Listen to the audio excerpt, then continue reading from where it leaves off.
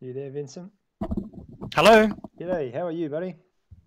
I'm good, thanks. And you? Yeah, good, thank you. Thanks for joining us tonight. So just a little bit of housekeeping there. We're keeping everyone's cameras off just to save on your bandwidth and so on.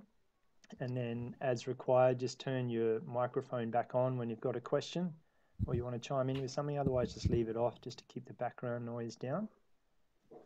No problem. So just probably another minute and then we'll get started. So there's a few of you there already. And also just a reminder, a couple of you have just joined in, that we're actually recording tonight's session. We've been doing that with all the other webinars so far, just to give you something to the committee. If they said, how did it go last night? Then you can say, well, actually, you know what? You can go watch it all if you like and listen in. So I'm providing that everyone's comfortable with that. I'm just doing a screen recording, then I'll post that to YouTube later on. And then I'll send you a link in an email. So as long as everyone's cool with that and aware of it, that's what we're up to tonight, on top of just doing the normal webinar. So you got one more minute, so we'll start at 7:33.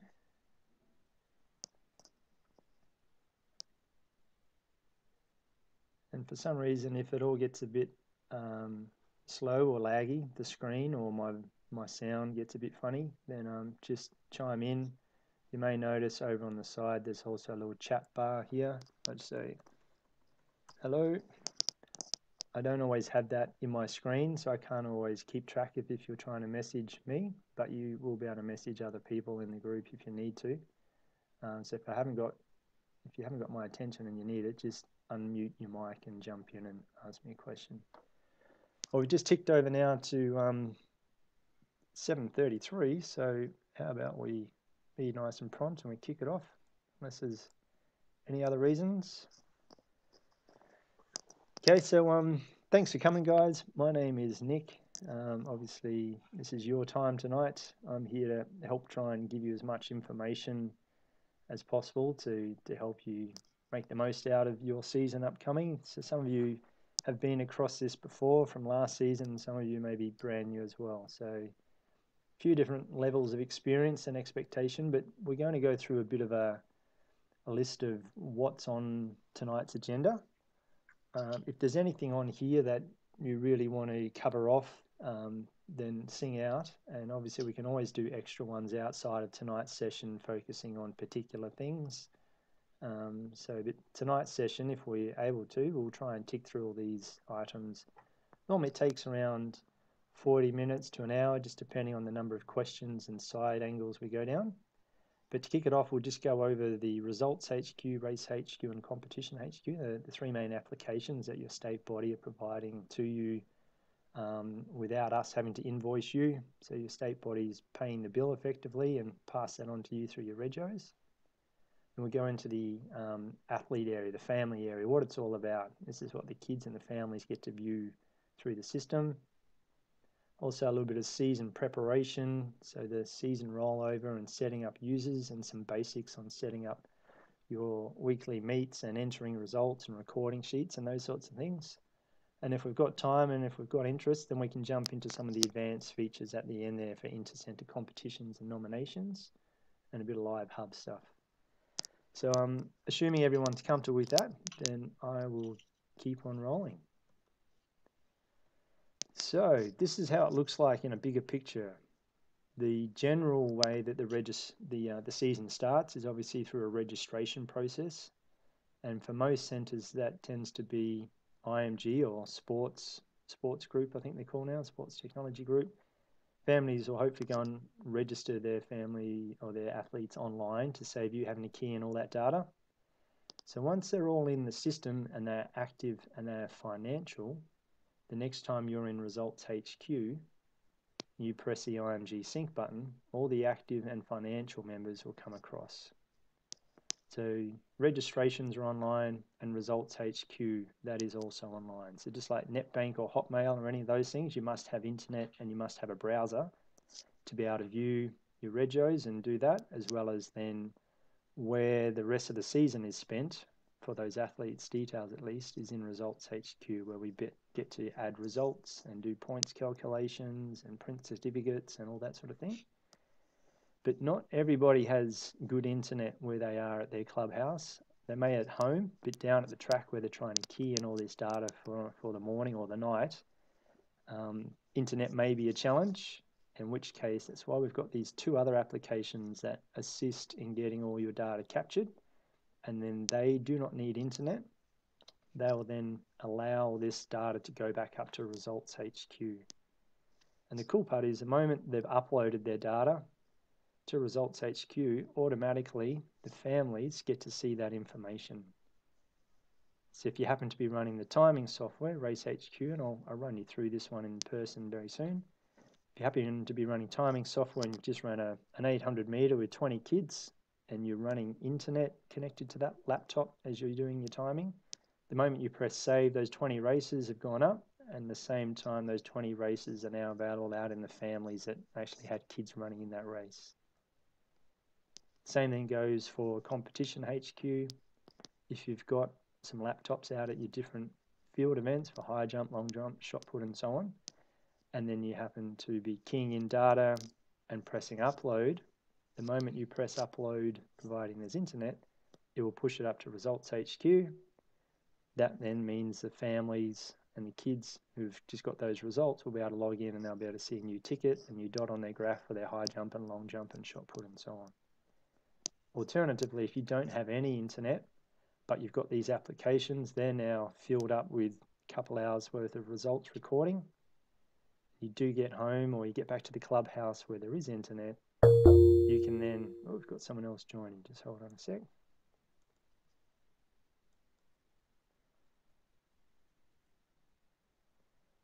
Just introduce Jared and then we'll get back onto him. Hey Jared, how are you, mate? You there, Jared?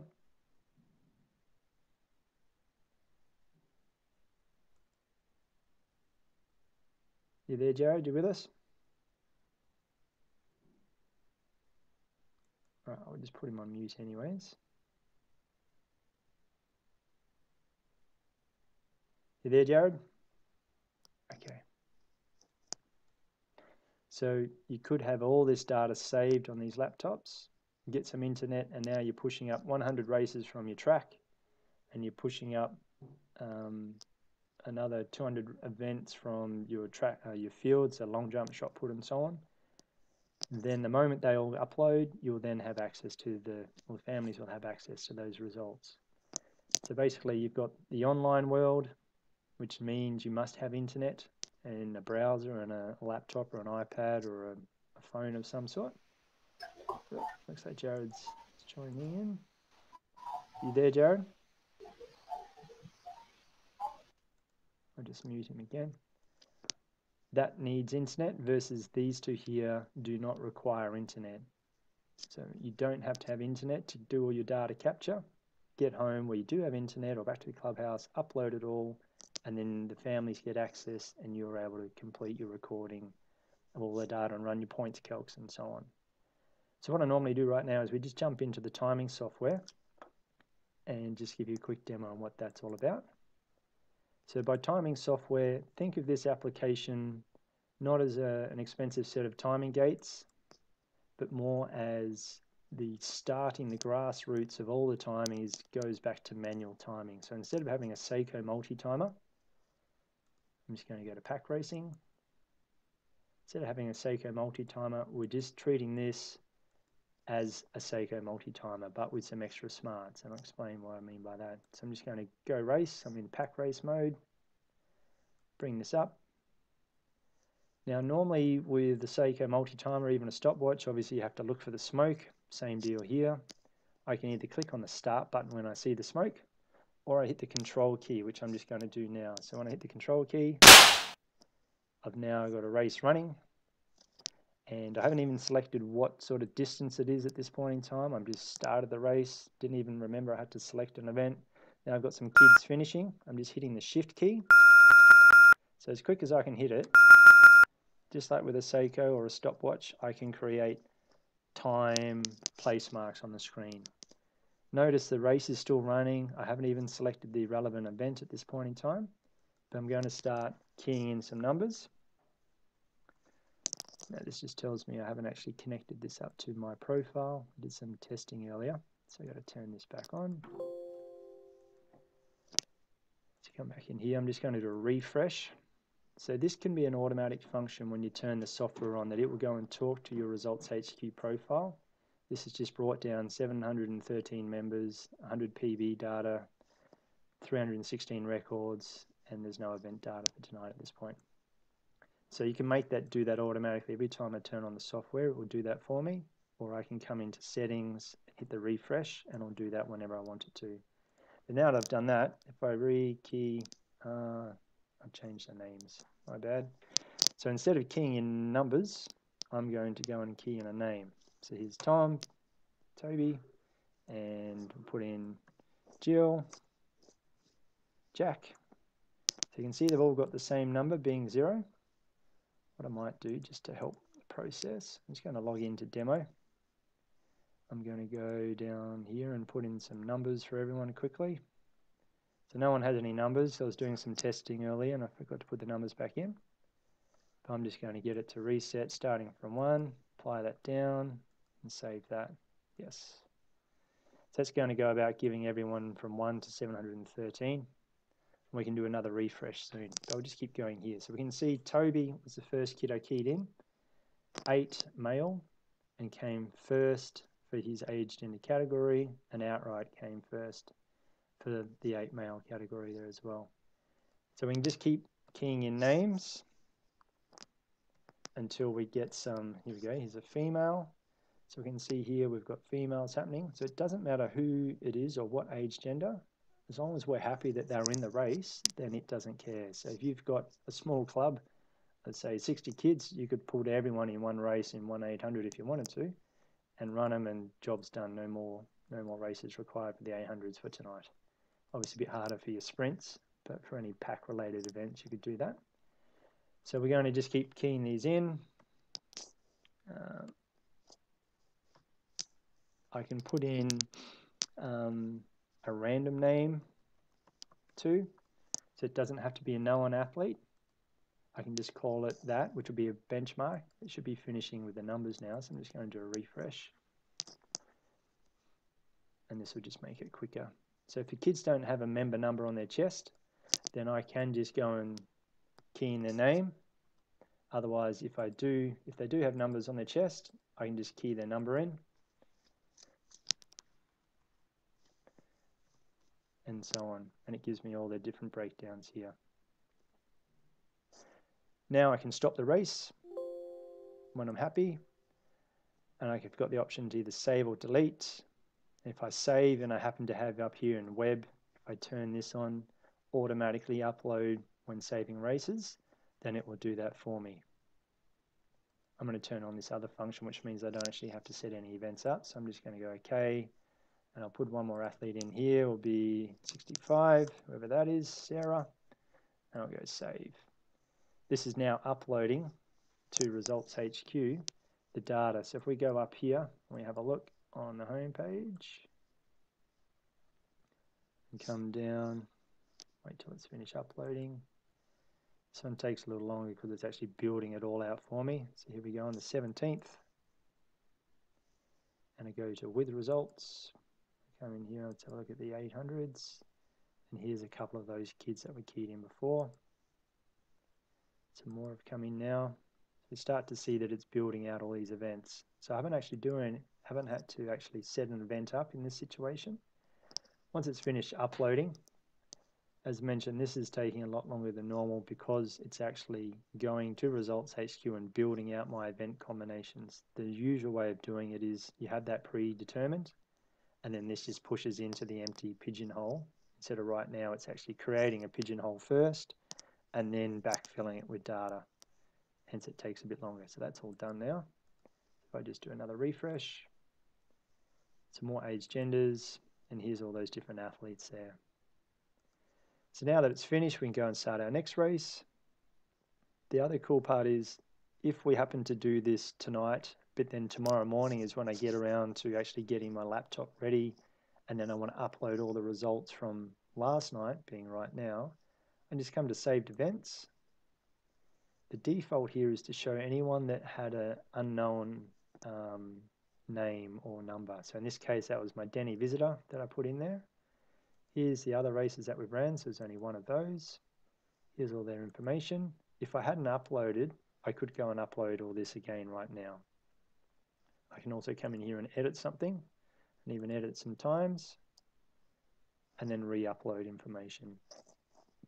So this is basically a smarter version of a Seiko multi-timer. Yes, it does mean you need a laptop at the finish line, but it does save you from printing off a recording sheet, having a Seiko multi-timer, finishing people on the Seiko multi-timer, tearing that ticket off, handing that over to somebody else to go and write down some names or numbers on the screen or on that bit of paper, and then somebody keying that in. So it's saved around 4 touches. So most centers that bring this in generally save around half to 2/3 of their data entry time just by using this application. And again, you can go to any other date from your season and go and investigate whatever it is you need to look at and fix things up. So this is Windows only application, and that's RaceHQ timing software. If you are using any other sort of timing apparatus, as in you may have some photo finish happening, finish links or Swiss Amiga, then this talks to that. If you're running ATP timing gates, the metal structured doorway looking ones, then we can talk to both of those too. And obviously we've got our own wireless timing gates and other bits, but just the pure simple one without any extra cost is just using this pack race option and go and run some pack races. Is everyone comfortable with that? Can I ask you a question? Yeah, sure.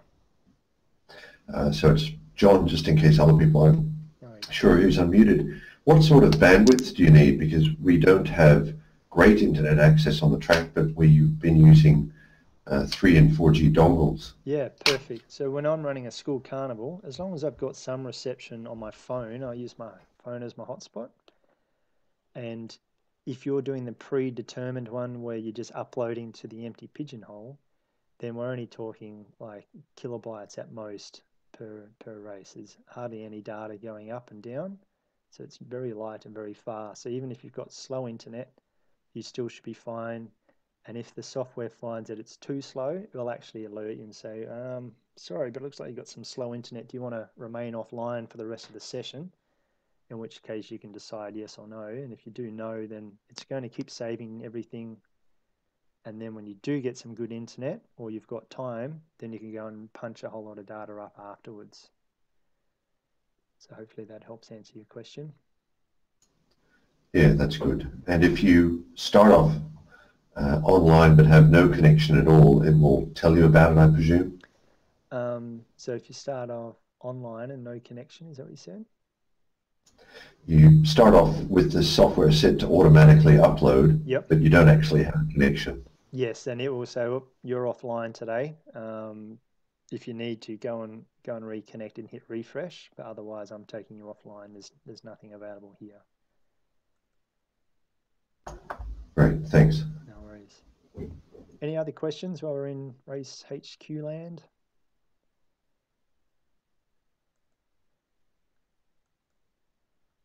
Cool. Just one more thing, you can run overlapping races. So if I needed to, hit the control key, stop this race, start entering in numbers. Meanwhile, the next race has started. The one behind this, 800 meters, a classic. Someone's walking up the home straight. You can get the race started, and once they finish, then you can stop it. Meanwhile, the back race hasn't had to wait that last extra 40 seconds for that kid to finish. Meanwhile, if I need to, and I haven't pressed save yet, I'll just hit that 4 times, and when I do press save here, once it does its upload, we will then see those extra times come through to the surface. So here's some more athletes that are finished. So we haven't missed anyone, even though this screen here didn't show them, but we've got those times happening in the background. So if you do want to keep things running fast and not have to slow down the next race, then you've got that option too. I'll assume that's all we've got to talk about for RaceHQ, so I'll jump out of here unless there's any more questions. Okay, jumping out. So going back to where we were on the slides, so that was RaceHQ, Windows only for that application, must be Windows. Moving on to CompetitionHQ, however, this is definitely Windows based, but it also has an Android version. So if you've got an Android phone or tablet, then you could use it on that, meaning that you do not need internet for the Windows and you do not need internet for the Android, apart from that initial pull down of name, age, gender, events, and so on. But once you've got that, then you can remain offline in no internet or very bad internet and complete your results entry function. So I'm going to jump into the Windows version of CompetitionHQ. Again, that's over here. So instead of looking at RaceHQ, I'll just grab this one. And both these applications you can grab right now. There's no CD and install and keys or security to that. Just grab it and use it. The security on our end is that you've got a ResultsHQ profile, and that's where all your members are coming from. So I'm just going to start up CompetitionHQ. Welcome back, Janie. Sorry, I lost you. That's all right. You back now? Thank you. Yeah. Do you want me to call you back? Save you the... You're all good? Okay. Yep, absolutely. Okay. So I'm just starting up CompetitionHQ, and as mentioned, this is a Windows results entry platform. It lets you key in for track or field. I'm just going to come up here and turn on some extra events. Let's put in some jumps. I'm going to do triple, and one of my favorites, I'll put in high jump as well. Let's do that one. And we'll do some throws.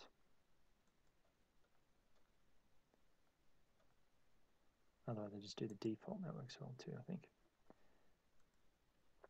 Okay, so up here now, we've got this selected. Now, the background on CompetitionHQ, some people prefer to use this to enter all their results data, even though they've got good internet.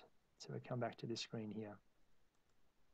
They've got good internet, so they could be keying live into ResultsHQ, but they prefer to use CompetitionHQ purely because of the size of their center and the way that their brain works and the way they want to get things done. And I'll just show you why. So in ResultsHQ, you can only key one age gender event at a time, which is good if you're a big center because you don't want too many kids on the screen.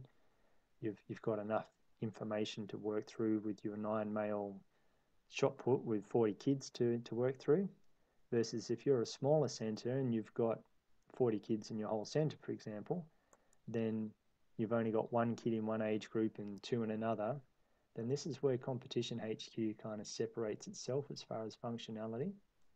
I can choose both genders if I like, and any particular age group. And once I choose an event, it will build it out. But I can also add another age group in too. So I can start to mash together whichever age genders that I want to. Another cool part that it has, if I deselect these, you'll see now I can actually key an athlete number in. So I don't even have to know who it is apart from I've got their number on a bit of paper, even though the recording sheets give you names and numbers on the paper. But just by keying in this, I'm creating an athlete. And so now I've got a 17 male, a 6 female, and a 6 female. So there's different ways that you may want to approach it that lets you decide on what's best to move forward. Still got the same ability here. If I'm running from paper, I'm printing off recording sheets and somebody's gone and filled out all three and then put in the far right column the best result, I can just key in that one best result right now if I wanted to, and just work my way down the screen based on all the one best results that whoever it is out there that's filled in for me.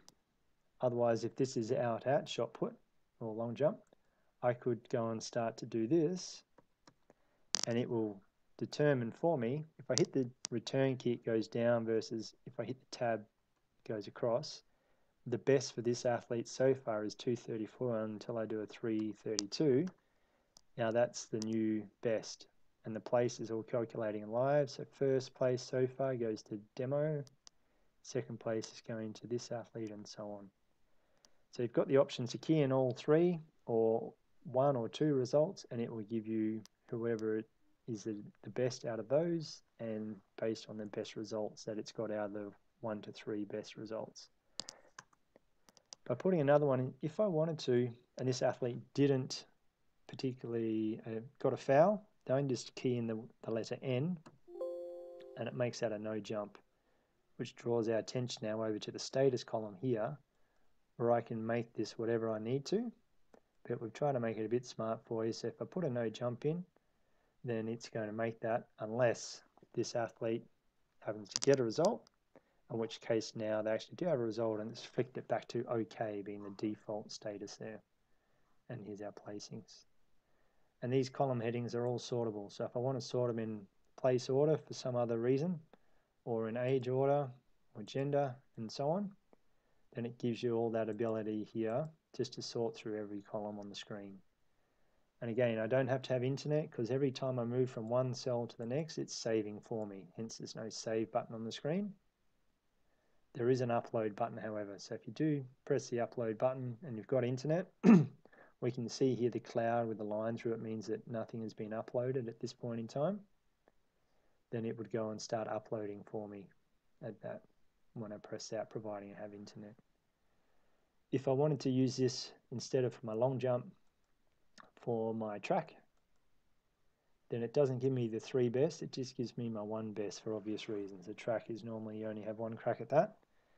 So I can put in 12:34, and again we start to get the statuses. I can hit return, this athlete wasn't there, and start to put in the next lot of times. And so on.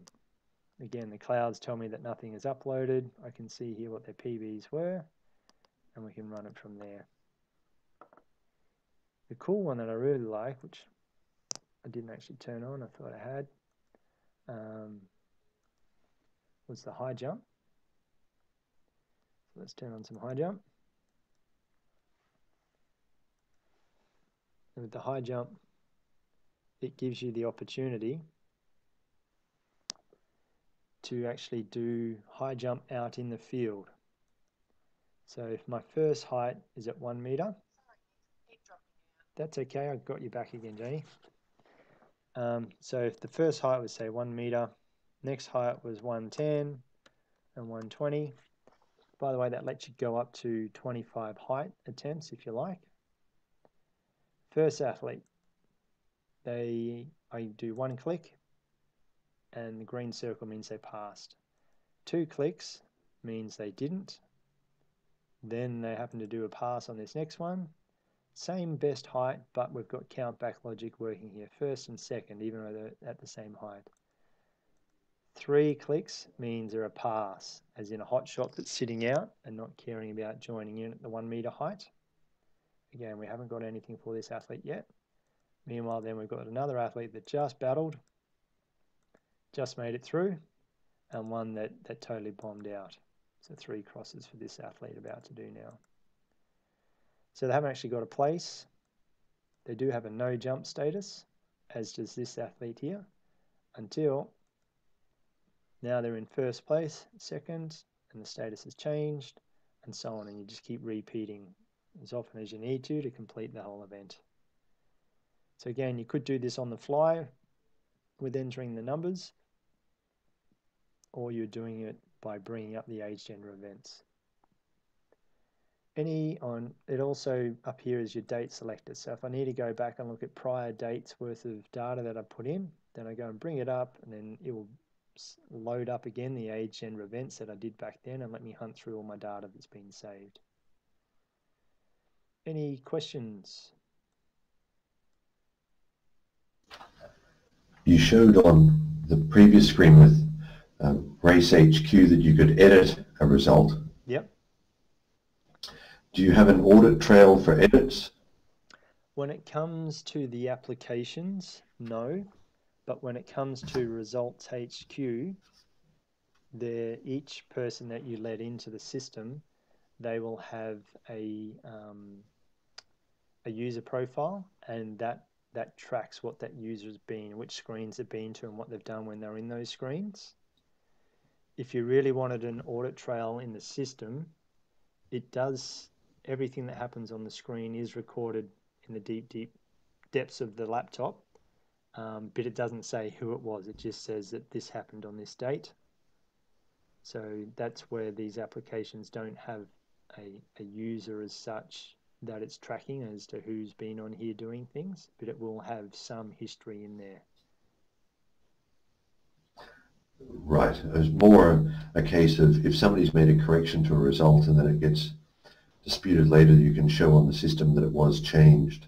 Mm-hmm. So if they made a correction up here in ResultsHQ, if I went into here and this was it's currently 172, but I went in here and I made it 175, then that's being tracked by my user profile that I was in here and I did some editing and it was on this date. So that would be tracked, but not so much down here in this world. Right. Okay. Any other questions? Yeah, it's Dan. Just got a question. You said that CompetitionHQ is for Windows and Android devices. Yep. Is there any plan for iOS or web-based? Yeah, web-based is already there. iOS, that's on its way. So basically we started that whole journey. We flipped a coin. Well, not really. We looked at the pricing of tablets and thought, right, most centers we've talked to are going Android. So let's start the development there. But we're working on a few other things, and we'll bring it over to iOS, hopefully during the season. But web-based is there already. We can run through that quickly now as well if you like. Cool. Does everyone want to have a look at the web-based version of what we're talking about? Okay, I'll close CompetitionHQ out then. So up here, to get to web-based, first of all, we got to make sure we've got some field events, which I don't have set up. So I'm just going to jump ahead. I'm just going to go to Events, Calendar, and put in some field events. So I'm just going to go male, female, 6, 7, 8, some high jump, shot put, and javelin. How's that sound? Once it's gone and built out these age, gender events for me, we can now see they're in my little lineup. I can then come up here to set up profile details. This here is your mobile results entry area. So there's a pin. So I'm just going to copy that. I'm going to go and log in, which is basically center admin ResultsHQ/mobile. Go and find demo center. Put my pin in. Now that I'm in here, I can actually key in some track events,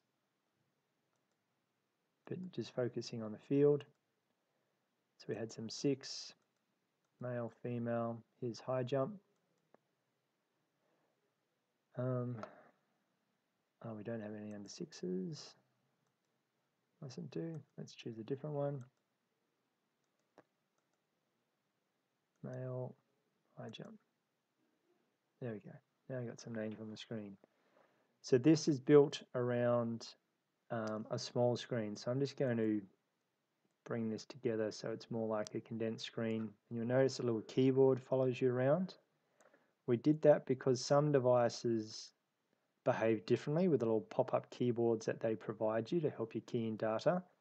And that was giving us an inconsistent user experience. So the web page will deny your pop-up keyboard from appearing, and we've provided you with one to try and at least standardize what you do and how you go about doing it. So you can still click in here and then go and key in whatever it is you need to key in for the result.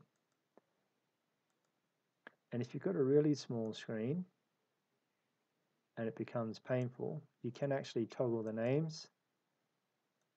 You can see I've created a lot of extra space, particularly when you go to 3 attempts type screen, because we're in high jump and it only gives you 1. So that's how we can go about keying in our high jump. Save attempts as often as you can, which basically means we're not committing this results to being the final standings. We're just doing a little quick save as we go. Then once we've finished, then we press the save results. It gives us any anomalies down here, and so far there's no reds, so we go accept. Then this will bring up a final placing screen. So I press accept. That would be a different screen normally.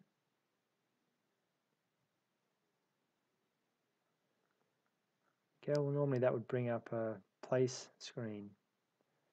If we jump back in here and I'll go back to ResultsHQ, so I'm just going to bring this out a bit bigger again. I'm going to open up a new tab, jump back into demo, come down to here, find our high jump with results. All right, it has saved it in. So here's our one place, Aiden with the 112 that I keyed in before. So that's keyed that in via this screen. If we go to throws, choose 7, male, there's some shot put. This is now where you get your 3 attempts. So as I was trying to explain before, if we've got a small device and it all gets a bit crunched in here and we don't want to have to keep scrolling left and right, then I can toggle the names and it drops my names out of screen and just leaves the ID number to then let me go and key in whatever else I have to key in.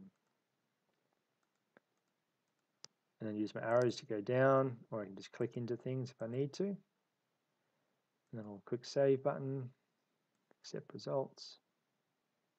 This is what I'm used to seeing here, where it brings up my final tally, and that tells me that it's all gone in and I only keyed in the one athlete at that point in time. So make that big again, come back into here and do a little back to events with the results. We've now got a shot put. And there's our Aiden. And the other ones that I clicked on, and now I've got their no throws happening because I clicked in there without putting a result in, so it thinks that that's a no throw. I can change that status. So does that help explain what the mobile version of CompetitionHQ is?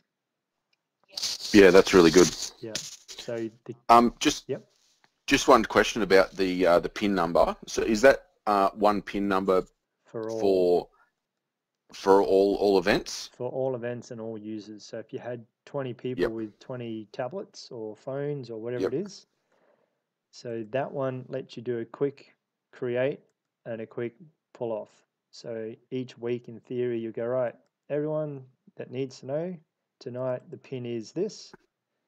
At the end of the night you go, bang, PIN's off, no one can get back in there. And that resets every time you press that button. It's a random PIN. That's it. Okay, and you don't need to be logged into ResultsHQ to access CompetitionHQ? No, as long as you go to the correct URL, which is this with mobile, then you bypass the other login area that you're used to, and you come straight to, I'll just log out of here, you'll come straight to this screen where you choose your center, and then you put in whatever the new PIN is for this week, and off you go. Fantastic. So there's no auditing as far as having multiple users recording results? Correct. So this is still, you're relying on the good faith, just as you would with paper, that you're handing the paper out and you're hoping people do the right thing and bring it back in good shape. So it's that same faith, I guess, in humankind using this one. Yep. No worries. It was just more to see if you could lock a person down to only recording either an event or an age group. Yeah, good question. So what we do have on that subject is the creating users. If we're talking Android now, and I come into user, when we create a down here, where is it? Mobile user. When I create a mobile user, I then have the option to configure what it is they can view, and I can say that they are only a 7 male or 7 female and they can do all these events, or they can only do 7 female high jumps with this user profile that I'm setting up, or all ages and all genders and only high jump, or a combination of. So that's where the Android one kind of trumps a lot of those things. And it also means that everybody, in theory, has their own user profile. I've got a 6 male profile, and that only lets me see all the 6 male events. Or I'm a high jump coordinator, and I can only see the high jumps, and it knows who I am because I've been registered against this profile and so on. So there's some different levels you can do with the Android version that you can't with CompetitionHQ or with the web app that we just looked at. Fantastic. And are those features looking to be rolled over to iOS as well? Yeah, so that'll be the same background logic. It would just be a different platform as such. Cool. Thanks. No worries. Any other questions? Okay, so here's just a bit of a screen grab of what are the different ways to get results in. So we've had a quick look at the timing software, more so the manual timing if you are using timing gates or other things. And as mentioned, that same bit of software will talk to other bits of timing hardware. Classic way is go print some paper off. Hopefully people write on it nice and neat and they shoot that back to you, and somebody or many people are keying in direct to ResultsHQ or even direct into CompetitionHQ, all those bits of paper and all the results and so on, and then uploading. But either way, you can key straight in, or you're using CompetitionHQ, you're putting it all together there and then uploading it. But the fundamental part is the moment that it hits here, whether it's being uploaded or key direct in, the families get to see it in their profile, in their portal. And at the end of the day, that's what I guess it's all about, the kids and keeping them interested and helping build your club's reputation and the experience for all the users there. So that kind of covers off the overview of the different products. We're up to 8:13, so we're already at around the 40-minute mark there. So a quick look now at what the family area looks like, in case you've never been in there, or you were last season, but things have changed a little bit since you were there last. So if you're on a desktop or a bigger screen than a phone, like a tablet, generally, depending on the size of the tablet, you'll get this sort of interface happening. It's adaptive, so if it is a smaller screen, then it changes from this look here to this screen here on this little phone cutout. Same access to graphs and tickets and so on, but obviously a smaller screen, so it tries to change the navigation around to be a bit more like an app as such, but it's still a web app, so it still needs internet for that one to work. We are working on an offline app. It'll do push notifications and so on. That'll be for Android and iOS, but for now, you've got the two web ones. It also lets you do soft certificates or even print out some hard copy certificates. The soft certificates, you can publish them direct to the family portal. So next time you've ran your, say, multi-day or a special PB gala day or something like that, you can go about printing out half a ream of paper and handing it over, which is always a great experience. But if you don't have the budget for it or the time or whatever it needs to be, you could go and produce that same certificate but publish it direct into their portal. So next time they log in, there'll be a little icon and it says, oh, you've got a certificate, you can click on it, they'll be able to see it, and if they want to print it off, they can. Otherwise, at least they've got the certificate now. And then the tickets have been a big update lately to make them a lot more familiar to what the paper tickets are. So if you haven't been in there and can jump around, I'll go and have a quick look now with you, but it looks more like this. So that's the whole idea of this, is to replace the achievement book over time. The hard copy achievement book, so the Little Ats Australia, so the head body, has asked us to come on board and make this a national platform, which basically we are now with every other state. Tassie and SA are the last two to come on board, so they'll be on in the following season, in which case we'll then have a national results platform that all the kids and all their results are on the same platform, which will be nice, and some really cool stats we'll be able to get out of that, and also just a really good consistent feeling for little A's across Australia. We can jump into a family portal and just have a quick look around in there. And here's what the achievement book will be like at the end, where you'll be able to customize and put your own photos of your own kids in there and a bit of a profile, and all their tickets and all their groupings of information will be there. I'll just jump into the current state. So background's changed a little bit if you're familiar with how it was last season. I'm just going to go and log in. Once we're in here, you'll be able to see your kids can go and put their own little avatar or profile picture. So they come up here to Smith family, go to the profile. If they need to edit any of the address or other bits of information, they can. And here's all their kids. So if they want to come in here, change their profile pic, they can, and put a new one in and so on. And what that does with the Android app, it actually brings down whatever this avatar is into that app itself. So you can actually view your kid's face on the app. So it just helps identify who's who with all the kids standing around. So here's the latest results within this family. If I click on the 800 meters, it takes me to their graph.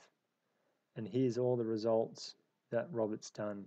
If I want to look at Robert's tickets for 800s, so here's his history of 800s here. I can click on the little trophy and it brings up all these 800 tickets. If I wanted to look at any of his other events, so here's all his PB count down the side, and we go to his hurdles, we'll go to his 70s, and again I can click and print any tickets for any of these here. The cool part as well, we may see here it's got center, and this is all Matt's center, just a demo center we've made up to put some data in there. If there was an inter-center competition or a zone, region or a state event, like what happens in WA, then Robert happened to be at all those levels of events, it would show all his 70 meters that he's done across all those different profiles all mashed together in this one screen. So to have his 70s from his home, from his region, his state, and any invitational events, he gets the full spectrum of all his 70s throughout the season. And then also it means any prior seasons would be different tabs along here. So you could see what he's done previous seasons, as well as current season and where it was and how he did. The other cool part in here, if I wanted to look at Robert by date, I can click on the date and it brings up everything he's done there. And again, I can print out all the tickets just for that date. So turbo, 70, 100, long, 400 and so on. And going back to these events here, if you need to, there's a little printer which just prints out a little report with the PBs and so on. Some centres prefer or have the option turned on to be able to actually see all the results from within their centre. So not just my family, the Smith family, I can see every other family. I can't see their personal information, but I can see whatever the results are that kids have done. So just try and find something that's got some results in there.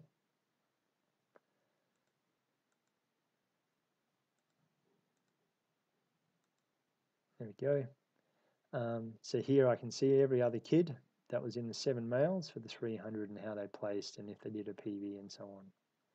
So that's optional. In your profile you can turn this on or off in case you don't want inter-family rivalry causing you excitement at your centre. Otherwise you can go to records, and in here again you can select your age, genders, and it'll bring up whatever the records are. So 50s for them, maybe there's a 70, no, 400, yeah, here's a 400 record. So whatever that name is there, did a 5630 in 2003, and that's a current home record. So that's what the family area looks like.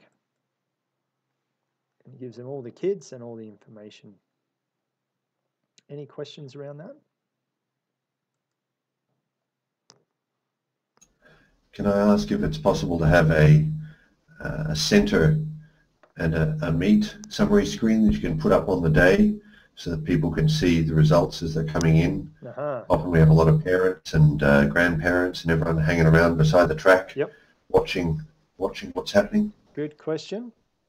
When we get down to this part here, I'll answer your question nicely, I think, down at that live results hub area. So hang on till we get to that if we can. So we're at 8:20, so we've got around 10 minutes till we hit the 1 hour marker, so just keeping that in mind for everyone here. So we've ticked off these first two, going into a little bit of season prep and a few basics. So in case you weren't aware, there's lots of help areas within ResultsHQ. If I'm in the center admin area, I'll just close some of these screens down. If I'm in the center admin area, this green question mark opens up the help forum particular to the page that I'm on. So if I click on this, it's opened up a new tab. And in theory, that's taken me into, because I'm logged in as an agent, I'll go to a different screen. If I come in here to results entry and I click on this, it then brings up the help topic that's particular to results entry and how you go about doing it and what you're trying to achieve there. So that's what the green question marks do. Otherwise, I've got this support tab, which I can key in, say, PB, and I'll bring up the top 5 PB subjects. Meanwhile, there's another 39, and then it will just list those out for me in here. Or I can just come into the forum area itself.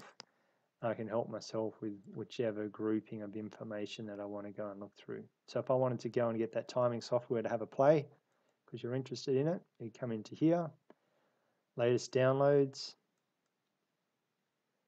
and then scroll down and hit the download button and start to have a play around with things. And while you're in here, go and find a video that's explaining to you how to do a timing circular distance event. And then in here, we've got a little video about how that all works and so on. So that's the help area. That's throughout the system. Otherwise, you can just send in a ticket.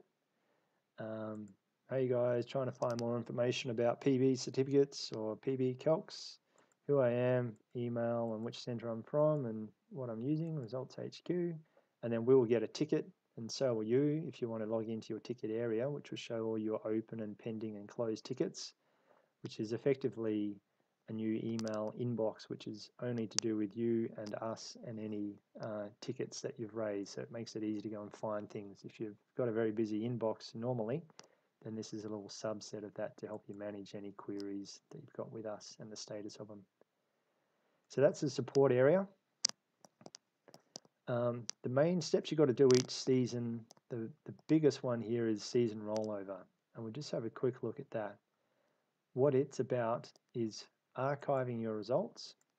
So I'll just jump back in here. So I go to more and I come down to season rollover.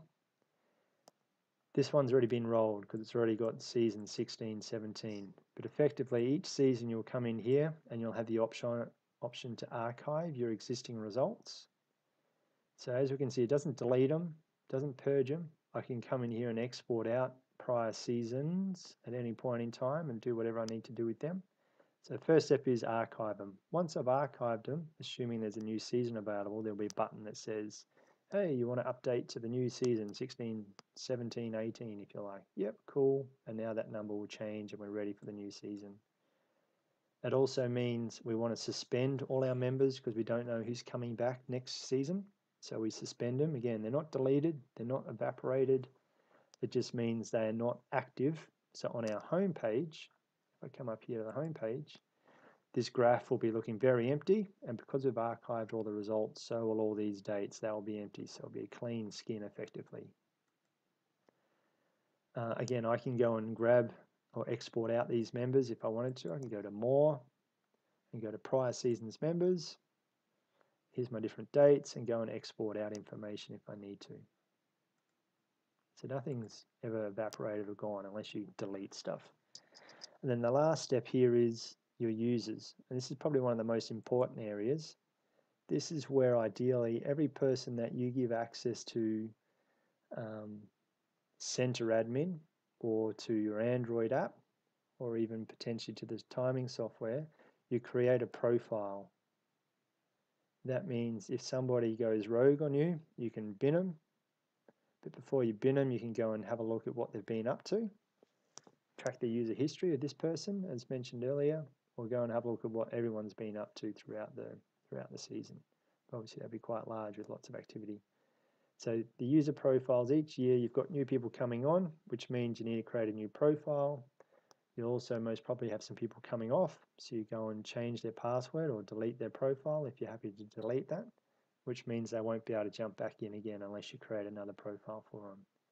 So that's one of the most important parts of the rollover, to make sure that your security at your center is tight, and that only those people that you want access to do have that, and you can track them if you need to. So that's the main steps of the season rollover. Those are just some of the changes that are happening. You don't have to update the ages or zero out the members anymore. We've just simplified that process. Any questions about season preparation or the rollover process? Okay, we've had a bit of a look at the user permissions and what that's about. Now, a quick one, just a bit of a 101 in how to set up. Some people forget how to do this because they've had a lovely winter off and they've been doing lots of other cool things in life, and they've forgotten, how the hell do I actually set up a program again? So options are click on season calendar, or one of my favorites, go to event and click on calendar. Either way, you get to the same place. If you've rolled your season over and you've archived everything, this will then be empty. But currently we can see lots of tests and other things because the demo center's there for people to play around with. Click on the Add New button. I'm going to create a meet. This is going to be week 3, and we're going to use program A, and this is going to be in a couple of weeks' time. I've got the option to create brand new by using my lovely little clicky buttons here and selecting whatever combination I need to and then pressing add. Or on lazy go, why the hell do I want to do that? I've already done that. I even did it last season, and we're going to repeat what we did last year. So awesome. Click on copy existing meet instead. Choose a previous date from last season all the way back to 2013 in here. I want to use this one, Minifest. Let's see what that was about. Hit preview if I need to, if I'm not familiar with what it was. Nothing in that one. Okay. If it's one that I do like, then I can copy it in. I can also, if I preview it, I could add it to my favorites. So that means now, next time I click on here, at the top, here's my favorites listings. Another thing I could do, I could use templates if I wanted to.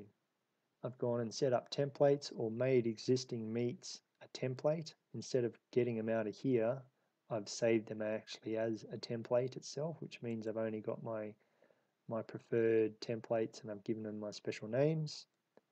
I can preview it again. Okay, that looks good. Let's apply that.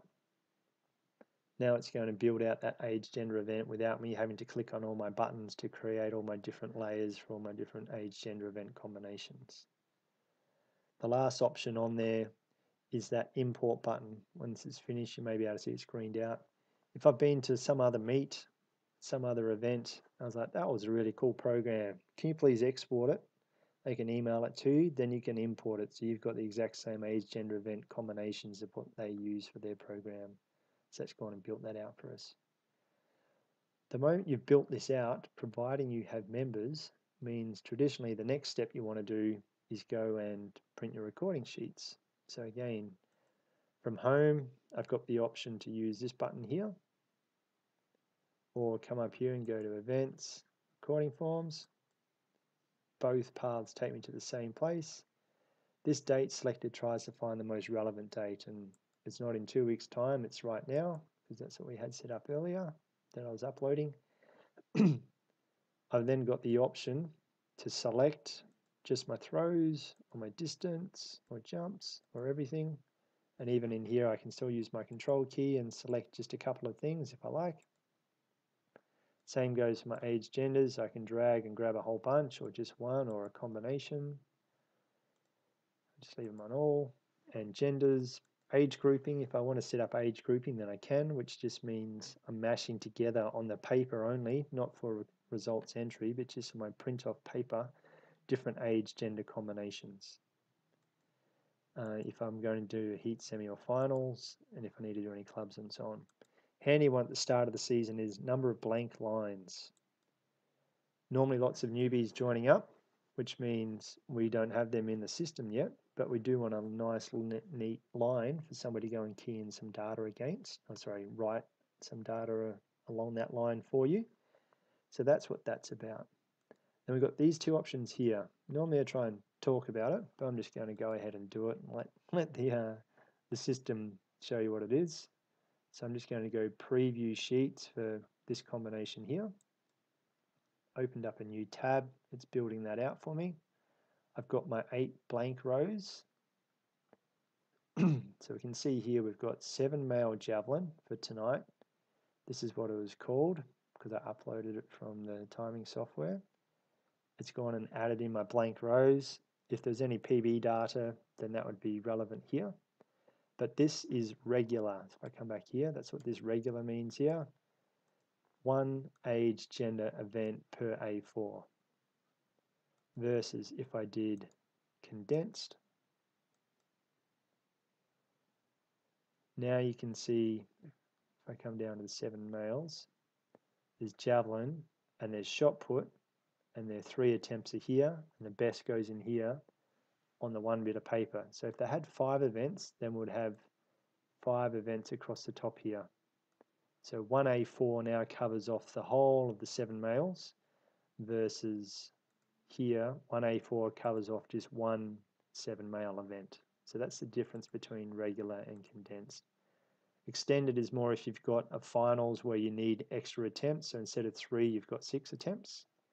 And then there's just other things, how you want it printed. Do you want all the paper grouped by age, or do you want all the paper grouped by event name? So maybe you've got a folder for all your high jumps. So you want all the high jumps printed together and all the shot puts printed together and so on. High jump is a little different. High jump, it goes landscape and it gives you 10 attempts and 3 attempts per height.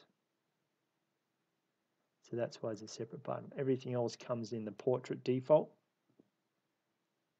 versus high jump has its own button and it comes out as a landscape, because obviously it's quite a different cat the way it's built and looks. So that's the basics on printing off or setting up a program by your season calendar, or come up here to event and calendar and press the add button. Or once you've done that and you've got your members in, then you go and do your recording forms.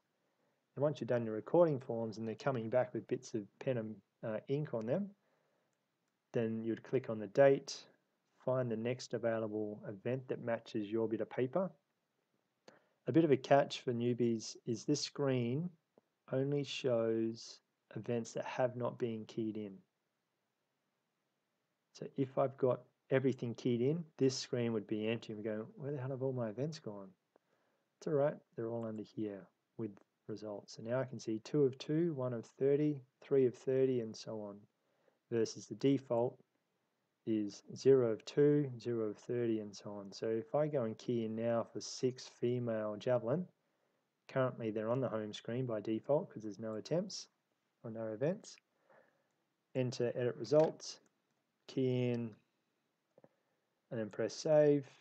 Apparently got a new record now. I could accept that record if I want, and we'll update it, which I'll do. We've now got a new record of 11 meters by demo, and that was done in this season.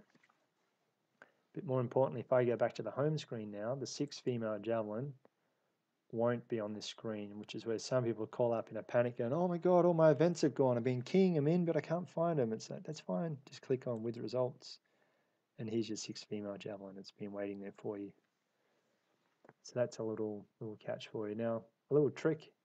If you've got all the 7 female bits of paper have just come in, and I don't want to have to click in and out for all of these, if you hold the control key down, and I click on this first, or you can even just filter this to be 7 and female, hold my control key and click once. I've got a new tab up here. Hit the next one and hit the next one. I've got 3 new tabs, all for the 7 female. I can come along and go open, open, open, come back, key, save it, key, save it, and save it, and then we're done. So it's much quicker, and then I come back to my original one, and I'm finished with the 7s. I'm now onto the 8s. So there's different ways. Hence, some people like CompetitionHQ to key in results, more so than ResultsHQ, but it's up to you what works best. So that's just gliding through some of these screens that I had here set up. If anyone does have any timing hardware, make sure you jump in and check them out and check the batteries, give them a little test. Nothing worse than starting them up on the first morning of the season when everything's in a panic because everyone's forgotten what they need to do and realize the batteries are flat or something else, or you remembered you had an issue but you hadn't followed up over winter. So if there is any reason to contact us, do it before the morning of your first competition. That'd be much appreciated. Now, we're at the 1 hour marker. It's 8:36. We're at the last area now, which is going into the advanced features. Is everyone keen to continue on, or have you had enough from what you need for tonight? Yeah, Dan, I'm still hanging around. I've got a couple of things to do. No worries, Janie. See you next week. Okay, thanks for joining us. Bye-bye. Okay, so let's kick on into here. Inter-center competition nomination area. So if you run a particular gala or open day type event where you invite other centers to be a part of what you're doing, this is what this is built for. Or if you're running a zone or region or a state event, again, this is what this is built for. The profile on the right here is the one that you've asked us to set up, or the state or the region or the zone has asked us to set up. It's exactly the same as what you use every week. There's nothing different apart from it's now got a different name and a different reason for being there. So you'd set up, you go and hit event and calendar and hit plus and go and create the age and event combinations that you need to for that particular program. You'd then invite another center. Yeah, it seems to have frozen, Nick. Has it frozen? Can you see my mouse moving around? Is that better? You got a bit of movement again? It's working on my screen. Okay, hopefully you'll catch up there if your screen's frozen. So yeah, I'm back. You're back? All right, good one. So business as usual, set up a program, nothing new there. Inviting another center or centers, I'll quickly show you how you do that. So go to event, calendar. I've gone and created this one tonight. This here, invite, little inbox. If I'm invited to anything, I'll see it up here. So currently there's 2 invites available apparently. They're a bit out of date. That's where I'd see it if I was invited. But I'm going to invite some people to this one tonight. So I hit the envelope.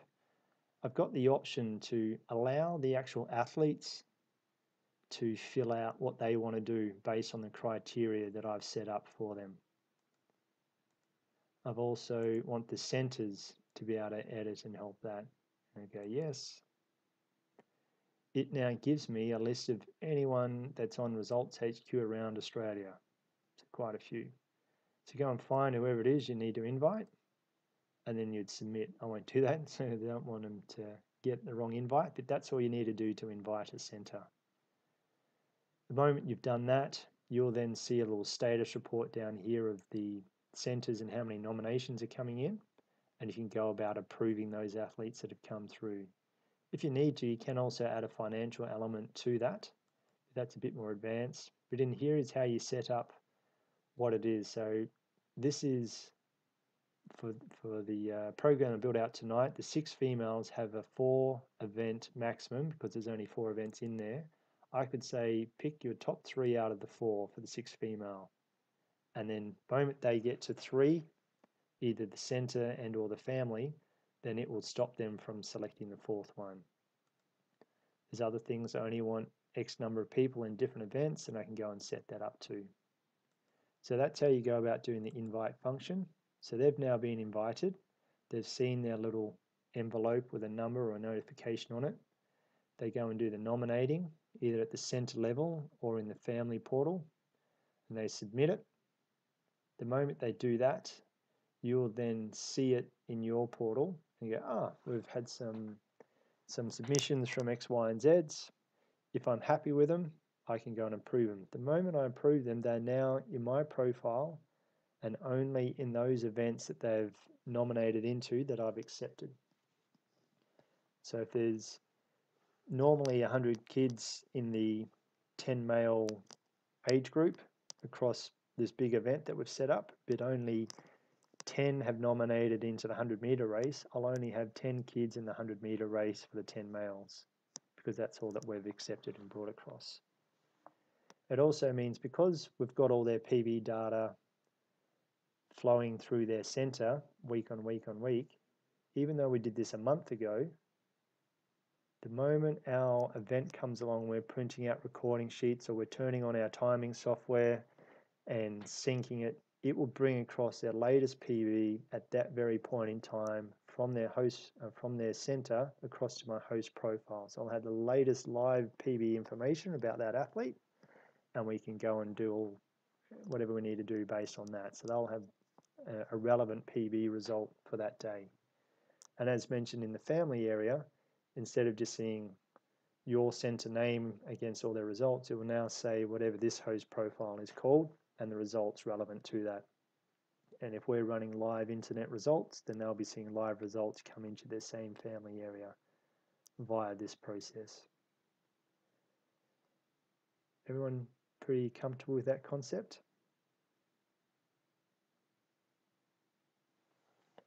The last part of this is the live results hub area, which was asked earlier. I forgot who that was, sorry, they brought that up. So if I come into, again, events, calendar, this date here, I want to make a live results. So I come in and go view. We're going to change the screen around a little bit, but down the bottom here it says show live results. And go submit. That now means I've got two options. So far, this one that I'm about to go to means that they have to have logged in, or someone has to have logged in and then has a projector or a big screen up, which will then let them see this information. So here's results that are being keyed in or uploaded so far tonight. The last one was this high javelin.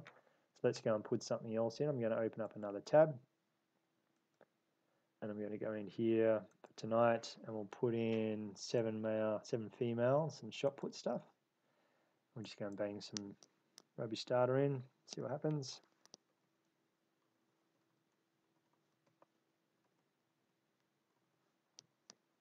As I said, there's some crazy results happening in this event. Wow, fancy that, lots of records. Now we'll just leave that as normal. Come back over here, bang, straight away, we've got those events that I've been keying in. So if you had this screen up on a projector or a big screen, providing someone has logged in, then you can do that. To save you having to actually provide access to someone who could, in theory, go and hunt around and look at other things if they had control of the mouse, then you can ask us, and we set up a profile for you. So it would be something like, what have I got here? So normally it's ResultsHQ, but it would have a precursor. So it would actually be whatever your center is. I thought I had one recently we set up.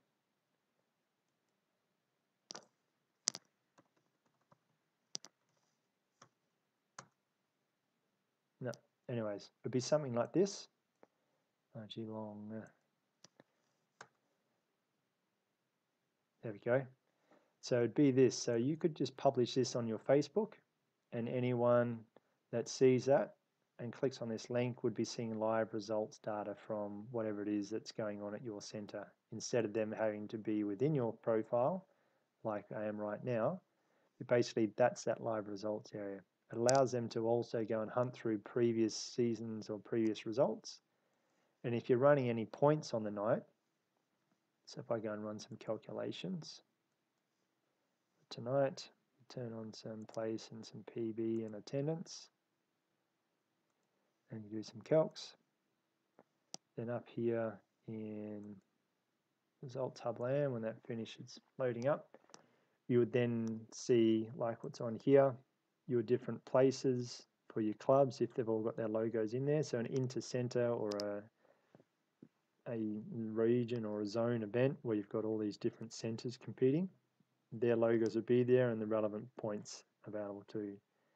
And then as it gets closer to the pointy end of the morning or the night where you don't want people to know who's winning, you could go into your profile and you could tick off the live results hub, which would then disable that so no one could see it until the MC calls out the final standings, and then you've got your final say on how the night's gone. So that's what the results hub's about. Does that help answer some of the last few questions there? That's very good, Nick. Thank you very much. I'll have to leave it there for tonight, but I appreciate all your help. All right, my pleasure. How's everyone else tracking? Here we go. Here's some points that we've just calculated. Yeah, yeah, that was a good session, Nick. Thanks. I just got a question as far as Quakers are concerned. We've got 2 sets of timing gates now. Yep. Can you still hear me? Yeah, I've got you. Can you hear me? You got me there, Dan? Hello? You there, Dan? Yep, I got you now. Okay. Yeah, so just got a question about the timing gates that we've got at Quakers. Yep. We've noticed we've been having some issues with range on the guns.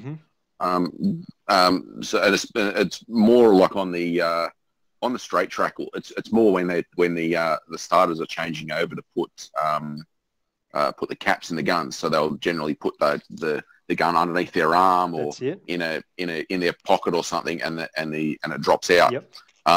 Is there any recommendations or anything that you suggest we could do to stop the guns dropping in and out? Because getting them to connect back up seems to be a bit of an issue. So in theory, just before we get too far into that topic, is there anything from anybody else here before Dan and I have a chat about timing gates? Yeah, I just had one question. Yep.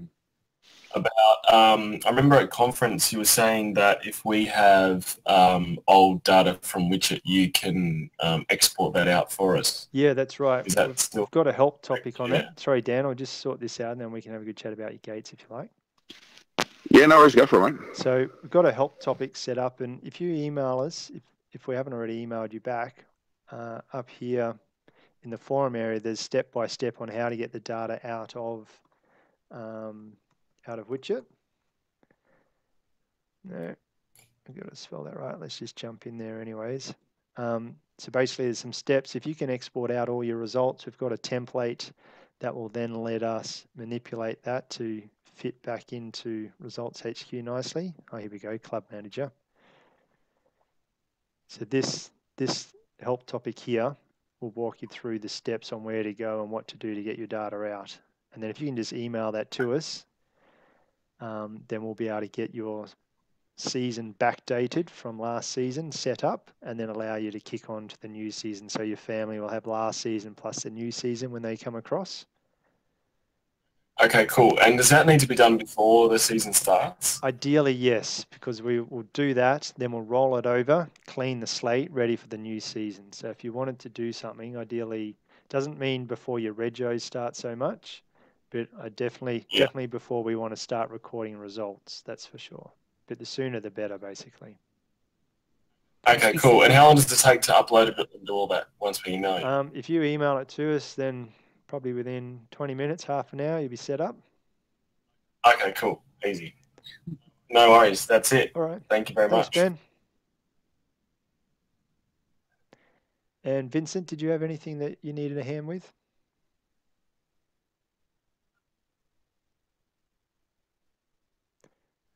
May not be there. All right, Dan, back to you, buddy.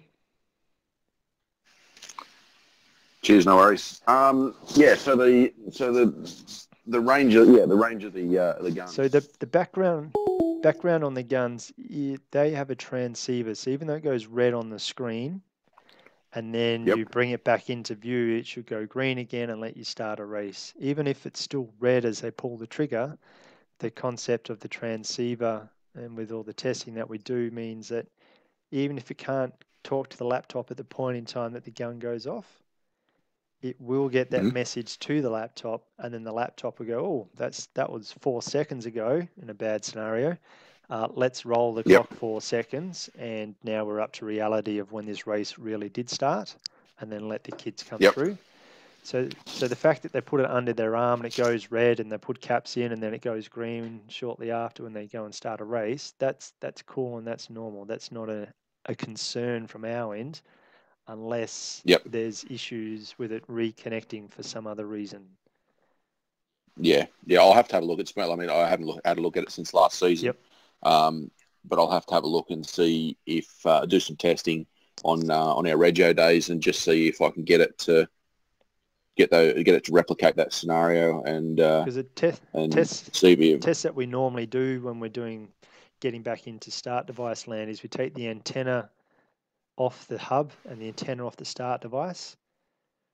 Yep. And go for a little walk with the stopwatch. So we're definitely out of range. Pull the trigger on the gun.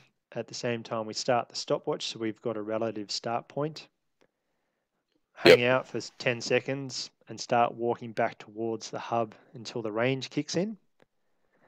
Mm-hmm. And then we get up to the laptop and we check it with the stopwatch, and we'll see that they're all matched up nicely. So that's really Cool. trying to break it. So that's the extreme end of it all. Yeah, no worries. Yeah, we're going to also try to. We get a lot of parents and kids hanging around the computer, and we find that people standing in front are also going to block it. So absolutely. We're going to look at maybe putting in a 2-meter metal spike that we can put the antenna on top of or something like that, just to get it up above the crowd. Perfect. That's definitely your best. So the height above ground, and in particular above these sacks of water and bone, humans, tend to hurt the reception. So the higher you can, the better. But if you go too high and you're close to the gates, then you'll actually create a shadow from those gates trying to talk to the antenna. So it's a bit of a see what your environment is like and find the best situation. Yep. So just keep no worries. I've had some centres gone and put in a 3-meter pole and put it right near lane 1. And then the gates have been having issues. Like, well, your gates are way down there. Your start device is awesome. It's over there. Yeah. So. Yeah, and that'd be fine for running like a circle track. Exactly. Where you just got start and end, but I understand with the gates. And one thing to keep in mind: some of the older hubs, we've found that some laptops, for whatever reason, have been burning out the hubs, as in the communication chip internally. So the newer hubs we've been making, we've got a bigger capacitor act as a big shock absorber for any spikes that come through. Yep. So if you do find that your reception is just low regardless, then it sounds like your laptop could have been doing something, in which case we can switch out the internals and give you the new, bigger, protected one. And then that's guaranteed to help a heap in that scenario. And awesome. All right, well, I can have a look on our Rego days for that. Cool. No worries. Yeah. Just one question before I go about setting up users. So we've been using the timing gates for 2 years now, 2-3 years, I think. So we're going to use our second set for our straight track. But I've been keen to get the CompetitionHQ going for the track events. Just to take the burden off our recording officer entering all the data. Setting up users, I've had a look at it previously. The permissions that they use, that you set them up with. Is there anything that we, like as a base user, we should set them up just so they can record into CompetitionHQ? So we're talking about that Windows CompetitionHQ or the web app?